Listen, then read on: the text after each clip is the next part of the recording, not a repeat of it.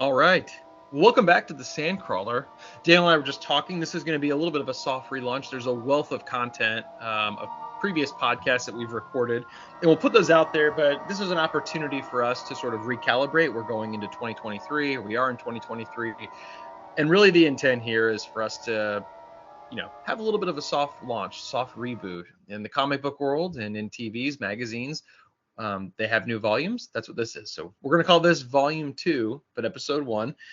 We'll probably reference back to some previous content that exists from prior episodes, which we'll post as well. We really, really will post that content, so it'll be somewhat archival. It'll be the Daniel in the context of Star Wars. That'll be our Jedi Temple archives. The system Love it. reveals the data in the past.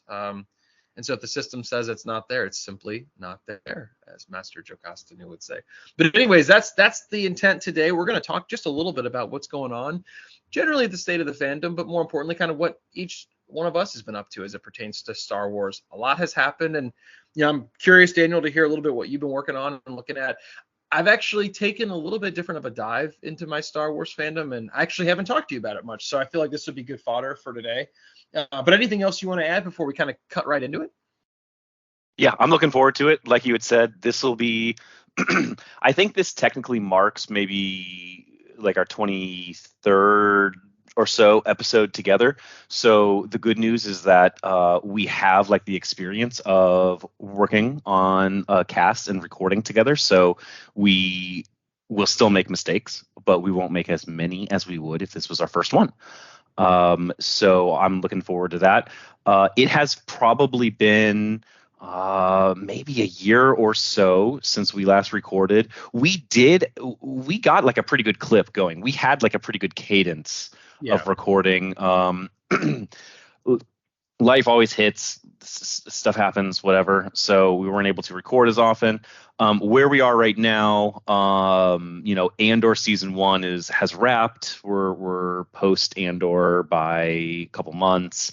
Bad Batch is 12 episodes deep. We're getting towards the end of this second season, and Mando has aired just a couple of days ago, episode 2. So that's the temporal context for all of the listeners. Again, we hope to. I'm going to make crazy efforts to get this published by the weekend, and so essentially. If you're not at that stage in Star Wars, episode 12 of The Bad Batch, which is a great episode, episode 2 of Mando season 3, then there might be spoilers. I doubt it, but there might be. So at your own risk. But that's just a little time reference for everybody. So with that, Jeff, I want to kick it back over to you again. So my colleague over here is Jeff. We'll go over, like, we both have Instagram accounts. We'll drop that. It's probably in the details. We don't need to pimp ourselves like during the actual recording session, although we probably will at some point. But suffice to say, this is Jeff. I'm Daniel. I sometimes go by Press or Dijup. You'll occasionally catch me calling Jeff Jubes, variations of that, just nicknames, things like that. But let's dive into it. So you had alluded to this in the opening. Typically, our episodes will take one subject or topic, maybe a season of something or an entire show. So we've done a show on Rebels, we've done a show on the first season of Mando. So like different, that have like one primary topic. This one as the relaunch, as our entry into Volume 2. We're gonna go across. We're gonna jump around a little bit. So my question for you, and what you've alluded to, is what have you been up to recently in your Star Wars fandom in the last year or so? Whether or not we've talked about it on a previous podcast, because we have covered it quite a bit in Volume 1. But what have you been up to? What's unique in your Star Wars fandom world that you want to share? Yeah, man. I'll ask you the same question in a sec, but for me, and it's topical to what we've been just talking about. I think Star Wars in general as a property, it ebbs and flows as a property relative to sort of the zeitgeist, right? So there's moments in time where I feel like Star Wars sort of captures the world's attention collectively, right? Like the launch of a new trilogy, or in some cases, like the launch of something that's very iconic. And the best example I can actually think of is like when Mando aired and there's the reveal of Grogu and Baby Yoda, and like suddenly Baby Yoda's in Costco. And so I think there's these moments in time, these sort of like Kairos moments, like if you will, where Star Wars becomes very real, very topical. And then I also feel like there's times where it starts to sort of ebb. And I would caveat that and Mm-hmm. say, like, it has never really ebbed for me or you that I'm aware of. I think what it forces then is sort of you to go down a different path of your own fandom and to go explore things. And so, not being divisive, but I would tell you, like, even with the season of Bad Batch, I know Mando just sort of relaunched. Um, all of that to say, like, I felt like, short of Andor, which was like a very dramatic and mature property, and I loved it. I feel like we're maybe back in a little bit of like a candy mode and a little bit of like a fluff mode, which is okay because like I watched that happen with the Marvel Cinematic Universe too, right? Like people, it's not that you get burned out of it, it's that the property and the tone just take on a totally different shift, right? Like Endgame is so different than Quantum Mania, which looks very like tongue in cheek and self aware and kind of funny.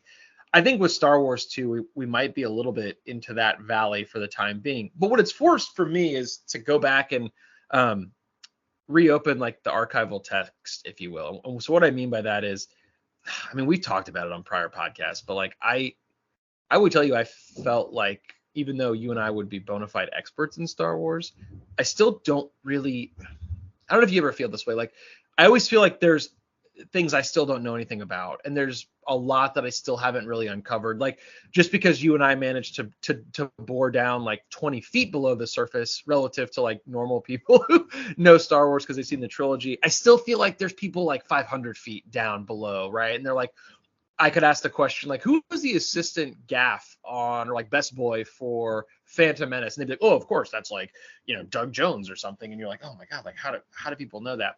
So for me, it's like re-exploring a little bit of the original trilogy and to some extent the prequel trilogy. I find like very, very fulfilling and very validating. One thing that I always sort of asked myself is like when I look at the original trilogy, as cohesive and amazing and iconic and borderline like biblical as it is for you and there's such like a strange tonal disparity. And like where I'm going with that is I've often wondered like when I watch Empire Strikes Back, what I feel like I'm watching is like a very polished and put together movie. Cinematography wise, it looks and feels very different. Tonally, it's very different. But I will tell you, like, when I compare that to Return of the Jedi, I do feel like there's this sort of flavor, if you will, that it seems so off, right? Like maybe I'm having for lack of a better word, like foie gras with Empire Strikes Back. And yet with Return of the Jedi, I just feel like maybe I'm at a fast food restaurant. And that's not disparaging, but like I've always wondered, Right. like, why does it feel different? So I did research about this because I was like, these films, it's not just the director, right? It's not just like Irving Kershner versus Marquand, right? Like, I'm like, no, there's something more to this. So I had been kind of diving back into like the original content, sort of these original views.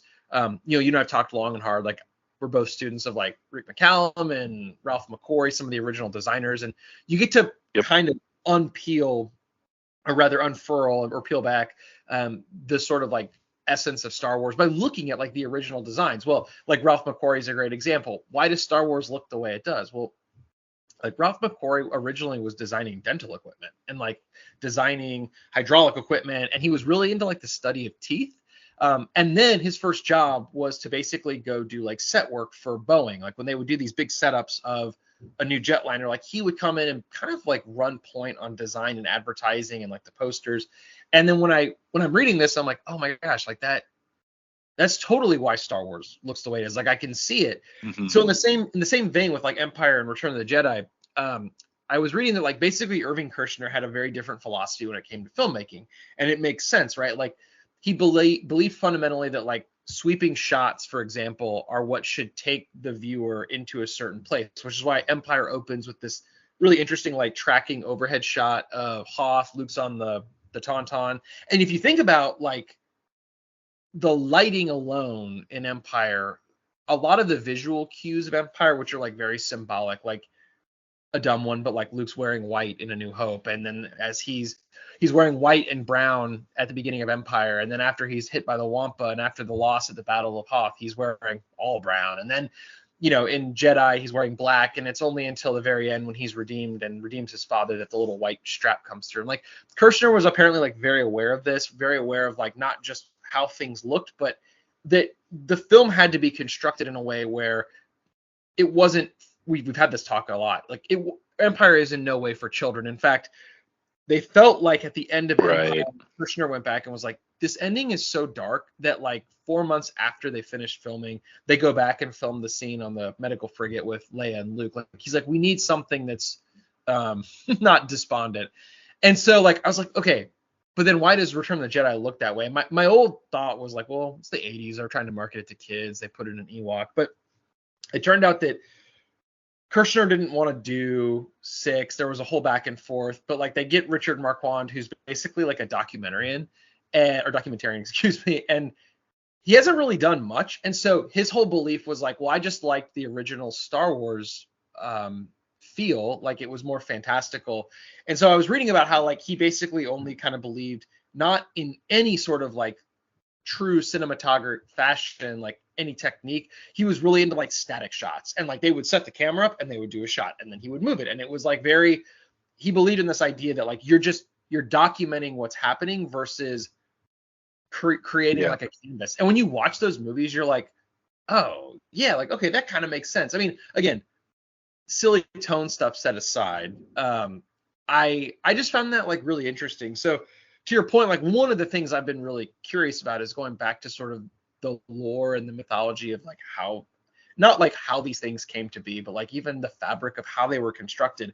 And I found that like just so interesting, because then you can start to read about like, it's like why George talks about how they were begging Ralph McQuarrie to come back, because what he was capturing and like his aesthetic was so interesting that they needed it for episode 1. But Ralph was like, look, dude, I did Star Wars. I did Raiders. I did Close Encounters. Like, I am really tired. Like, I did E.T. Give me a break, dude.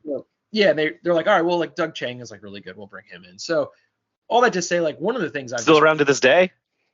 Yeah, I've been just curious, kind of reading about that. So much so that it drove me to one of my most recent Star Wars purchases, which was I bought a lithograph of Ralph McQuarrie's art. Like he signed it. It's numbered, I think, out of like 2000 or something. They came out in the early 90s with Star Wars Insider, but they're really beautiful pieces.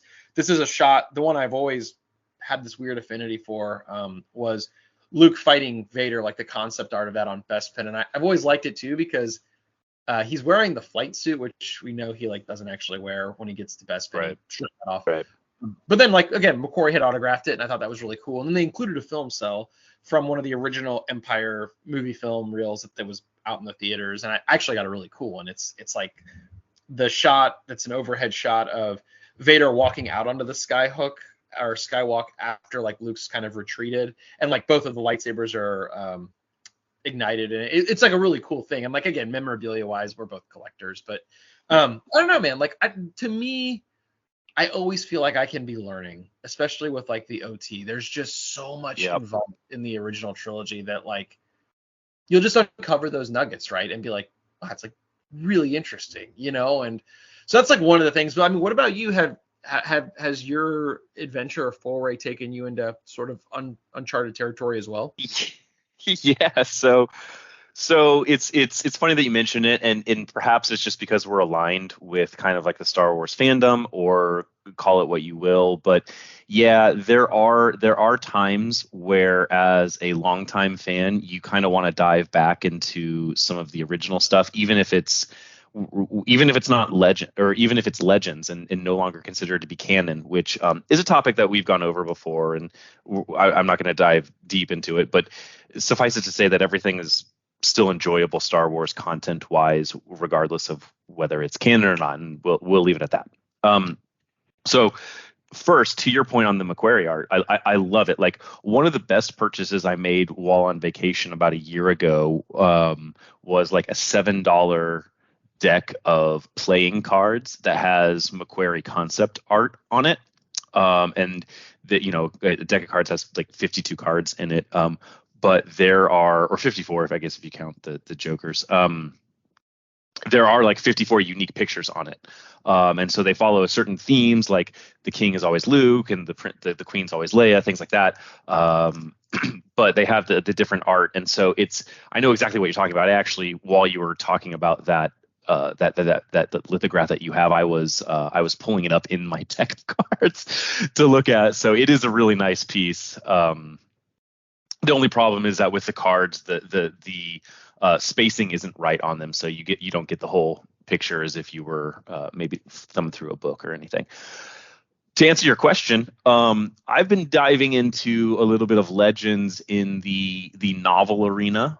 We've gone over this a few times in Volume 1, but some of the recent stuff that I've been listening to, because I tend to listen to audio books rather than read. One, I don't have time to concentrate and focus on reading versus while I'm driving, I can listen to it in the background. And two, reading's for nerds. No, my job entails a lot of reading entails a lot of it's my job is like reading. So I don't want to take it home, so to speak. So I completed within the last let's call it definitely a year, but it's probably a closer time frame. I actually went back and went through the entire original Thrawn trilogy, Heir to the Empire, written by Timothy Zahn, published 91, 92, and 93.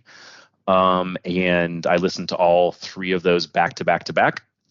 And then I am now in book 3 of what has been rebranded now. But I'm in book 3 of the X-Wing novels, the ones written by Michael Stackpole. They're called like Rogue Squadron now. If anyone's looking on them for Audible, I promise Audible's not paying me. The unabridged versions don't have the original cover work. They're read by Mark Thompson, who is the man when it comes to reading and doing the voices and everything. He's awesome. But so they've been a little bit rebranded as Rogue Squadron. But I'm in book 3 of that, which takes place actually in the timeline before Heir to the Empire, although they were published about they started coming out about 5 years after Heir to the Empire first came out. So like in the middle of the 90s. Are those? And then they had, yeah. Is that when the whole like World Devastators V-wing thing occurs, or is that later? So good question. I am not. So there's a couple of things to that. So what I'm reading on right now are the Stackpole novels. There's 4 of them, and then there is I don't know it on the fly, so forgive me, Star Wars fans. There is another set of novels that come out that involve Wraith Squadron, and that might get into it. Point being is that this is before Heir. This is before Heir to the Empire takes place in the chronology. And it is largely talking about like when the rebels actually took, or the Alliance at that point took over Coruscant. So like the first book is introducing you to the team. The second book is how they took Coruscant. I'm pretty early on into the third book, so I don't know like the entire quick one sentence summary, but this is like the aftermath of taking Coruscant. And then there's a 4th book that'll wrap up kind of that arc. So this takes place before Heir to the Empire. I'm going to say, a handful of years after Return of the Jedi. It focuses on Wedge Antilles, who is a pilot that survived both Death Star runs. He's in A New Hope. He's in Return of the Jedi. And he's in Empire Strikes Back for that matter. And he's in, I think he's in the Rise of Skywalker that I haven't seen. But then they introduce a couple of other characters. To your question with the World Devastators, there is an offshoot comic series of Rogue Squadron that tells similar and aligned tales, but I do not know that I don't know if they are the word, like word for word. I don't actually think that they align. Yeah. I think they're different. So that I haven't gotten to that point if it is the case, but I know that the comics tell their own stories as well. So I've been getting into that. I always when I judge Star Wars books, I don't like judge them as I would judge like typical normal books. I kind of give them the benefit of the doubt. I understand it's hard to write seriously when you have to like when you have to talk about the smell of calf instead of the smell of coffee, or you have to talk about Nerf nuggets or what have you. But I give them the benefit of the doubt on that, and I've enjoyed it from a story standpoint, from a character development standpoint, and the writing has been fairly decent for some Star Wars. So I've enjoyed that a lot.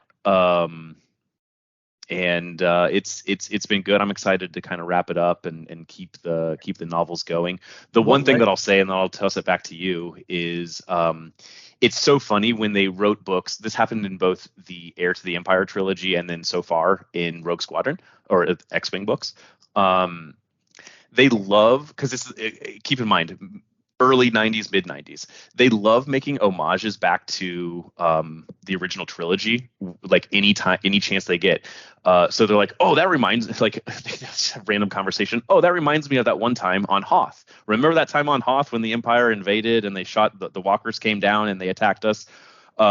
Characters will reference Ewoks that they have no business knowing what Ewoks actually are, because like who outside of the strike team actually knows about Ewoks, but now the galaxy somehow knows, like, oh, that guy's as tall as an Ewok. Like, any chance they got to make a reference to the OT, and that was probably worked into the deal that they took. So yeah. Have you read? Did you ever read those? Did you get into the comic part, or what's the deal? I didn't. I remembered the viewing stuff from the old 64 game Rogue Squadron. Yeah. It's really funny you mentioned that, because like I think we talked in a prior episode a little bit about that book, Heart of the Jedi. It's called like a manuscript, but the point in all of it was like there was a book called Heart of the Jedi. It was originally going to be the first Star Wars book that they ever released, even before Heir to the Empire. And there were a number of reasons, some of them sort of political, as to why the book was never published. And I say political, I mean like internal politics of like the publishing house. But they recovered the script, and then they ended up like publishing it in sort of this like fake style about a year and a half ago. There was like a huge thing on Amazon, and it ended up being like the #1 book. And then Disney like flipped out. And anyways, Daniel, it was right around Star Wars Day. It was maybe almost 2 years ago by now. Well, the time flies, the crazy thing is, I got that book for like $6.99 because it was like a nonprofit thing. And that I was just talking to Daniel about this. Like, I'm trying to find like an acrylic bookcase for it, because it now routinely goes for like over $500 on eBay. Like that, it's now a collector's item, and it looks really cool. But all that to say, I remember reading that book, Daniel, and like, because all they had was the OT content, like they go so far as to basically recreate the interaction in the Mos Eisley Cantina, Chalmun's Cantina, when like Luke goes in. It like Punda Baba and Dr. Evison are back, and like Punda Baba has like a cybernetic arm, and he's like, hey, and like, you cut off my arm, or this guy cut off my arm last time. And you're like, oh wow, like they really didn't have anything, so everything is this like weird, bizarre happenstance, like callback to something you saw in the movies. I never worse than like an episode 1 deleted scenes. Let's throw Greedo in there, no problem. Yeah, Greedo's Anakin's friend. Though I give him a pass, because that was like 1989, and so like all they had was basically the OT, and then I guess technically like the Sindel Tawani Ewoks garbage. But yeah, no, to answer your question, like the book thing for me was always really tough, because I did read some. Like I read like Shadows of the Empire. I read many years ago Heir to the Empire, the trilogy. There were some other random ones like Truce of Bakura, and like I definitely loved the short stories and novelizations, like the Tales from Jabba's Palace, Tales from Mos Eisley Cantina, Tales from the Bounty Hunters, Tales from the Empire. Those were all really cool. And I thought added a lot. Yep, but no, I never got into the X-Wing books, and for no other reason than they kind of eluded me at the time, and I don't think this is gonna sound funny. Like, I don't think I was mature enough for them, because in like 5th, 6th, 7th, 8th grade, I was probably still. I know exactly what you mean. Like, yeah, like I was more interested in like the chronology of like the main characters and less the supporting characters. Whereas now, I mean, I would tell you that would be a moot point for me and my fandom. So I'll definitely check them out. Let me ask you this from a general sort of collectible sense, or I guess from a expanding the collection perspective. Have you started kind of venturing into any kind of new territory? I mean, what I will share with you is like, you set them up, I'll knock them down.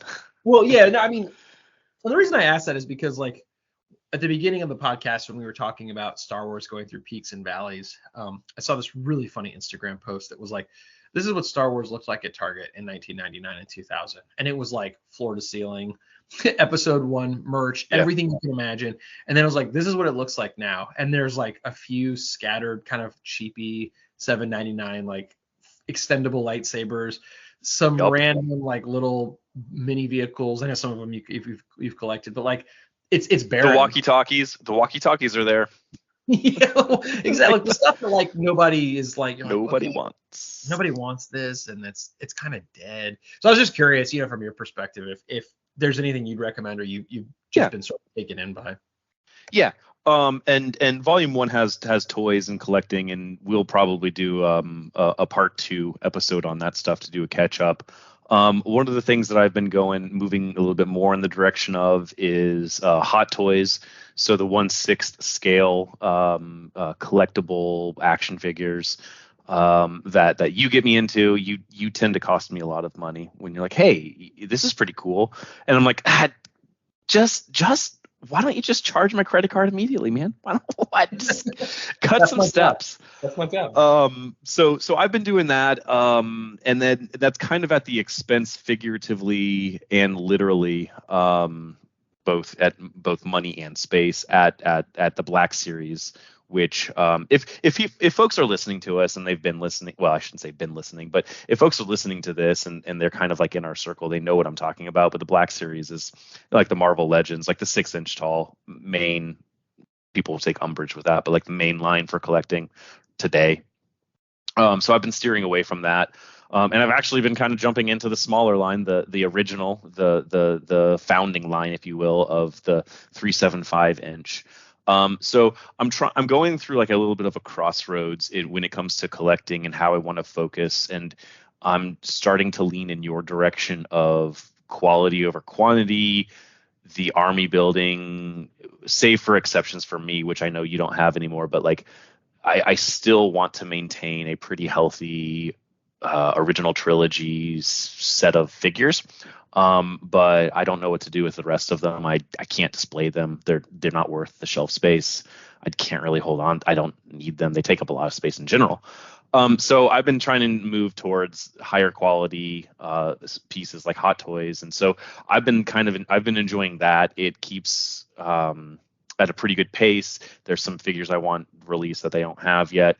You send me so many pieces of awesome stuff like like all this custom work, incredible heads, like incredible body stuff, like the costumes and clothes and everything. And so I'm steering towards more of that in collecting, which has been a change for me historically. And so that's kind of been where my collecting is at. I know you have been also.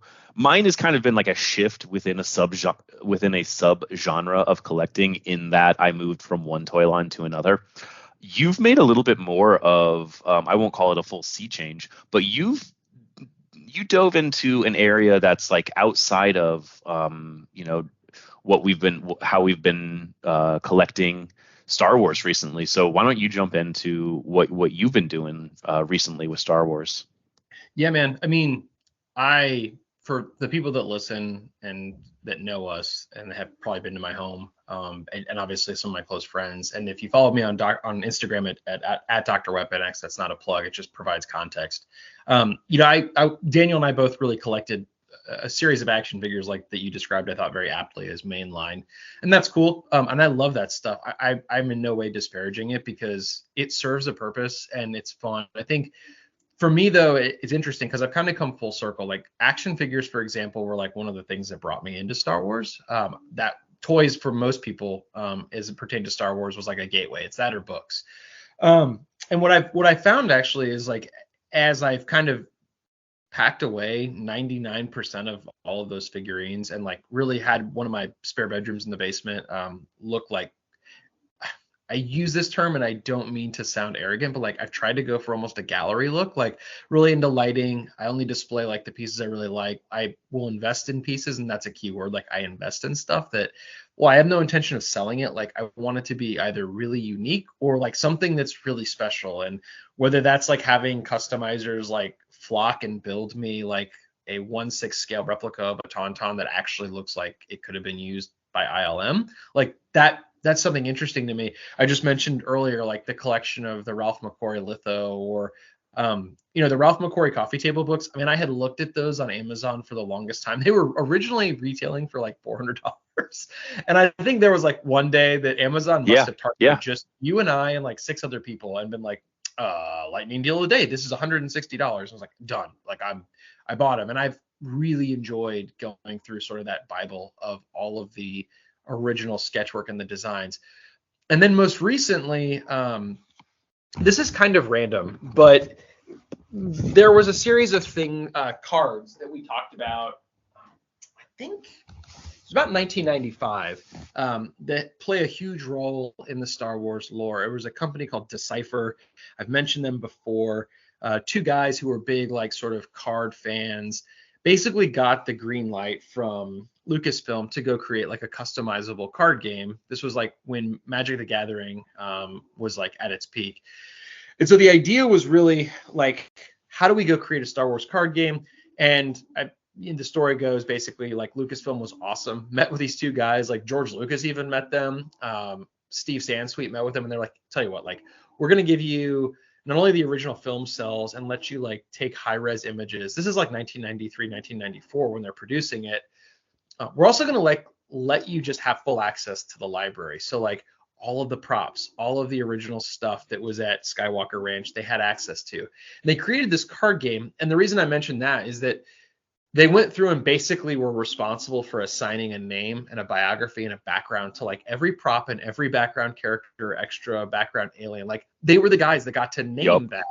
And I always thought that was really cool. That card game was massively popular for, oh gosh, I would say like the later part of the 90s, like probably from like 95 to 99. And I was a huge buyer of it. We've joked about this, never even played the game.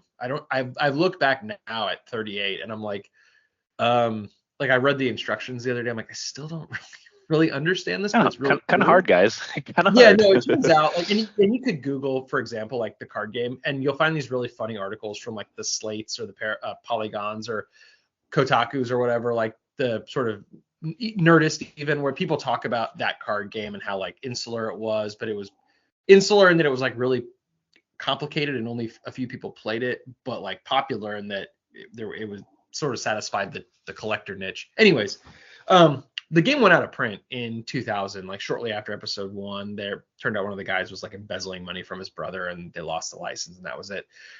Side note, they also did the Star Trek and the Lord of the Rings card game, which apparently have like, again, cult followings. Well, this game also has like a cult following because the game is long out of print and nobody's really interested. For a long time, you could get this stuff for next to nothing on eBay. When the pandemic hit, all collectibles, and if like our viewer or listeners don't know this, it was one of those things basically where everything became hyperinflated and everything became hyper rare. And if you look at like old comic books from the 30s and 40s, the reason they were so rare is like they weren't produced a lot, or they were produced a lot, but like at one point people stopped caring. And so like to find an intact copy of them became rare just by virtue of the fact they were sort of seen as worthless or disposable.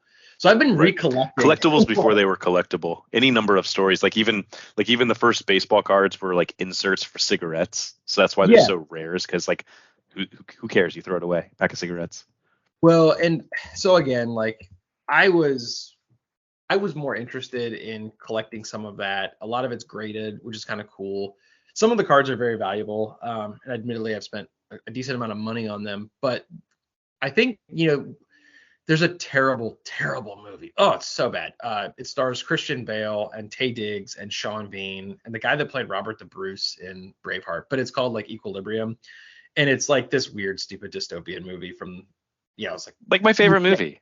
What are you talking about? It was like this terrible Matrix ripoff, and like it was basically 1984 meets the Matrix. Like there's no such thing as art, but in it, like there's a sequence where one of the guys, I think it's actually Sean Bean, had collected and hoarded like all of this art. Terrible analogy, but like that's sort of how I feel with Star Wars collecting right now is like I'm really trying to like salvage the things that I think are important that may not survive, like the expanded universe stuff. Like, does anybody care that I have like Prince Shizor or like Mara Jade or Kyle Katarn and stuff? Like, no, and only like a hardcore fan would know. But I would tell you like part of my collecting and like part of just the nature of where I'm at in the hobby right now, or even just as it pertains to Star Wars as a whole, is more about the acquisition of stuff that I'm like kind of worried is being lost to like the annals of Star Wars fandom, right? Like it's Yeah. you said at the beginning, like a lot of this stuff isn't canon.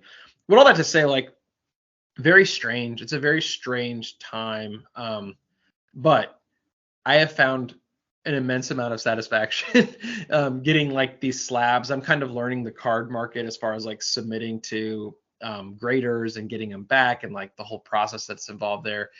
Again, never really would have thought that was going to get into that area of collecting, but I think your point's well taken. Like I at one point, like I think the Star Wars, especially when it comes to collectibles, like you can only gravitate so much in the world of like toys or collectibles, for example, before either one that gets exhausted, two it becomes boring, and then three like I'll stop here and say like I think it's interesting because it's almost like my fandom is like transcending to a different level as far as like you're buying poker cards, right, man? Like when were we ever going to be doing that? I'm buying old Yeah. collectible cards from like an out of print Yep. card game that's coming up on 30 years old. So um it went beyond just like the hyper like buy what the collectible line is at Target or on eBay, and instead now it's like no, like I want to go back and like that's a good word. Like I want to recover some of this Yeah.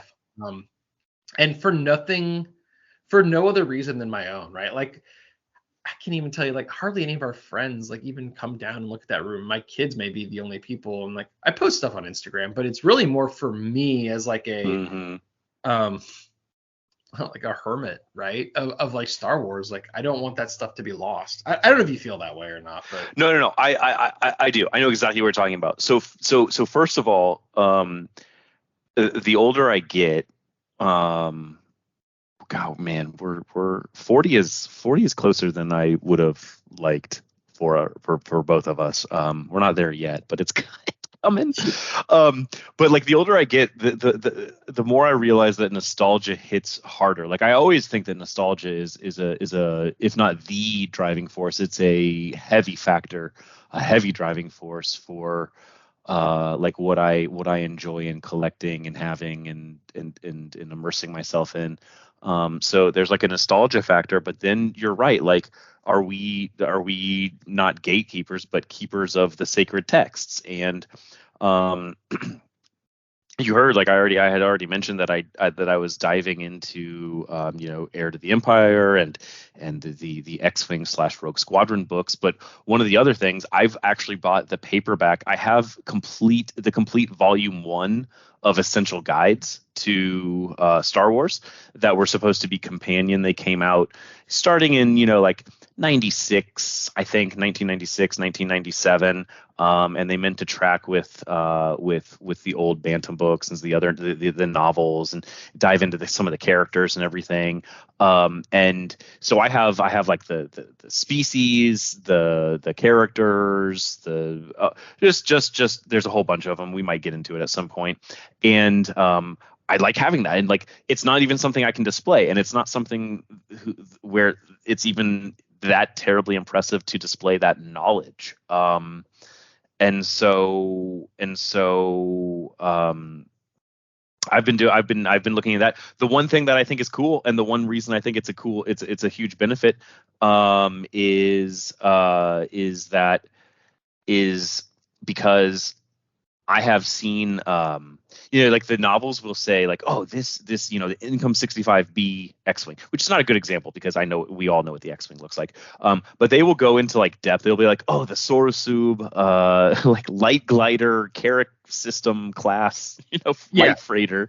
And I'm like, what the hell are they talking about? And then you don't get like a great description. It's like, oh, it has a curved hull and it has a couple of turbo lasers on the side. And so now I have like the essential guide to vehicles and weapons. And so I look at that and I'm like, oh, okay, this is what that ship looks like. This is what its size in comparison to other ships. This is like kind of the firepower it brings to a battle. And this is why like it was actually created. Like, okay, so this ship is to counter X-wings because the X-wings were tearing up Star Destroyers because the Star Destroyers' turbo lasers were too big to be able to hit X-wings, and so they needed this. Yeah, so it's like the books offer at that time, because again, they don't have a whole lot to go off of, so they're inventing some of the stuff at the time in terms of the technology and some of the names of the species, if not species themselves. So they're inventing this content and they're taking it down, and I'm glad that like everything aligns and I can put like a picture to a name, and it helps with like a better experience, but that experience is wholly mine. I don't think I'm going to start a YouTube. We do a podcast, so I guess we could get crazy there, but like other than self enjoyment and kind of getting more immersed into that universe, I don't see there's not like an outward extrinsic purpose for it. So it's the fandom at different levels. So different ways to enjoy. We've talked about it. I don't know. And I mean, this is more like a holistic question. Like I have long like wondered sometimes. I was like, if somebody like we're watching this show with Harrison Ford right now called Shrinking. He's like playing a shrink and it's interesting, but I was like, if I ran into Harrison Ford and like was allowed to geek out, or even George Lucas or Mark Hamill or somebody, right? And like they just asked me the question of like, why do you like Star Wars? Like almost sarcastically. I don't know that I could answer that question. Like I don't have an answer anymore. Like and I've been like, well, then do I like it? And I was like, well, no, I mean, I know I love it, but I'm like, I think at this point, to what you were describing, like the fact that there's such an appreciation for minutia, but also like the construction and the fabric of like what goes into the making of something like that I probably can't even explain to you what it is that I like anymore. Like some people may step back and be like, man, I just really love collecting like Persian or Moroccan rugs. I love the design. I love the way it looks. I love the way it feels. And I think like we all start there. And yet I find more validation in looking at, like, I'd rather look at the loom and see like, well, where did they even go get like the cotton and the wool for this? Like, and how come they did it this way? Like, why did this guy do this? And does that signify this? And it becomes like this borderline, and I hate to use this word dramatically, but like spiritual quest into the property that I can't explain anymore. Like, I don't know. Yeah. I don't know what it, I truly say that. Like, I don't know what it is. And I don't even know why after you were joking about Gus getting close to turning 40, like I don't know why after 30 years it has continued to occupy really like the frontal lobe of my hobby interests, right, through all phases of my life. And I think so, like, of course, like I'm not going to give you like the cheese box line like there must be something special then, like of course there is, but yeah, like it's so strange to me. And like this is like a really random example, but going back to him, like I was even thinking about, like if you ever did meet Harrison Ford, he comes to Kansas a weird amount because he does a lot of flying up in Wichita. Yeah, people talk about it.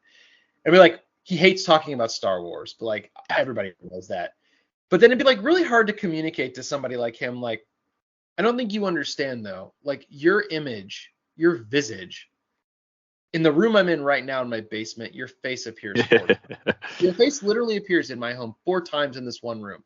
You're on a Return of the Jedi poster. You're on an Empire poster. You're on that ridiculous Tauntaun statue that cost way too much money, like as a figure eight. And then I open that door into that other room, and there's any number of like Han Solo things. There's a Han Solo card in a box that I'm looking at right now, which I was showing you before we started recording. Like, how do you communicate that level of? It's not fandom. I don't care about Harrison Ford. I mean, Indiana Jones is cool, but like I like his movies. I'm not terribly interested in him as a person. Right.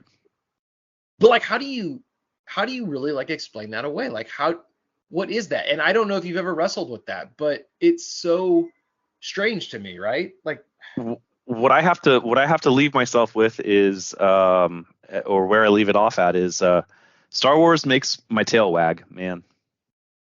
I try not to think about it. Yeah. Like it it puts me in a happy place. For there's memories associated with it that are powerful and get stronger as time goes on. And it seems like it's always been there and will always be there. And beyond that, I can't, I'm sure there's certain juices, I'm sure there's certain neurons firing in my brain.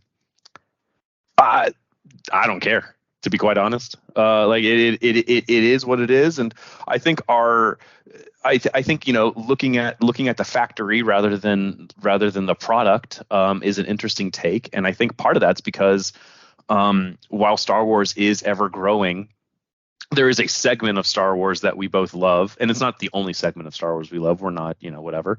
But there is a segment of Star Wars we love that is not growing any longer, and that whose borders have been drawn. And so now that we know how wide it is, now we're trying to go in depth. So I mean, we can watch Return of the Jedi 100 times. We're not going to glean. I mean, we can appreciate it in different ways or whatever. We're not going to glean a whole lot more from a viewing of Return of the Jedi versus maybe looking at a couple of production pics and being like, oh my God, they actually built like half of the sail barge. Like, it's a huge set, and they just built like half of it, and they climbed up, and it was really there. And this is how they did that. And I think that's like that helps continue an ability to learn and be fascinated with new things when you know that segment is not technically growing. So I look forward to that. So I see here, I try to be efficient with our podcasting time. I don't want to. I try to time them out to about the time it takes to mow my lawn. And hopefully the time it takes for people for commute, maybe to and from work. So were there any closing thoughts? Were there any rebuttals? Any thoughts you wanted to get to before we call it a wrap on first episode of Volume 2? No, I actually liked where you ended it, because I felt like that really set the tone for this next volume of podcasts that we'll release. I think, I don't want to say that I hope we've credentialed ourselves to any new listeners, because that's like, what does that really mean? But I do think like that should set the tone, and that sets the stage very nicely for probably the explanation of both the exposition and the composition of why we talk about what we talk about, why we have this podcast, and hopefully why some of the areas that we may bring up in future episodes will seem a little bit, they could either seem somewhat esoteric, they could seem nebulous, or you might even go so far as to say, like, I'm not interested if I see, for example, in your episode description that you're going to talk about, I'm making this up, like toys or something, or like collectible cards, for whatever, because like, you don't think it applies. And I would tell you, like, even for me now looking back, I don't know, like, I've squeezed that, to use your example, like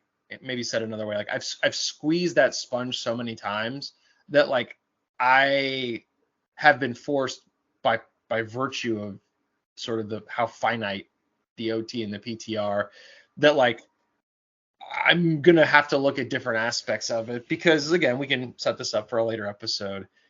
There's a reason why I think we are the most politically and like fair, correct, and way to say this is like, the reason probably you and I have a perspective on some newer content is not anything other than the investment and the time over 30 years of not just like personal investment, but the investment of like canonicity and knowledge that really does, like, to your point, like it just makes the tail wag.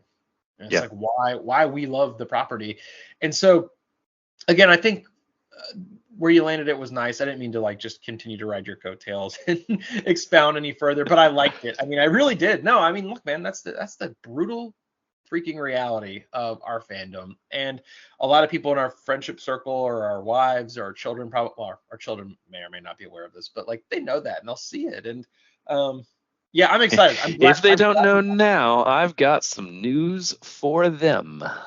Yeah. Oh, look, there's not an aspect of my life that Star Wars doesn't creep into. So much so, I literally quoted the Mos Eisley Cantina song to like a senior most executive that I work with at a huge corporation. And I was like, do you know, like, you finished Star Wars? He's like, yeah. And I'm like, so this whole thing about production and like who's taking ownership of the application, this really reminds me of like the part where Hans quotes them, this is going to cost XYZ to go to Alderaan. I think it's like, it's going to cost you 10,000 or 15,000. And Luke says like, well, we can almost buy our own ship for that. And then Hans says, and I said it just back to the product. And I'm like, and who's going to fly it, kid? You? He said, oh man, I love that part. And I was like, yeah, I know. And I was like, Jesus, dude, like, come on, like, restrain yourself. I can't. I mean, it's our reality. But I hope this was good. I felt like this was a good sort of abstract level discussion of the state of the fandom. We'll put together an agenda here of some different topics, but I'm looking forward. Of course, they're not going to be all over the place like this. We'll get some subjects and stuff, but yeah. Well, I'll let you sign us off, brother.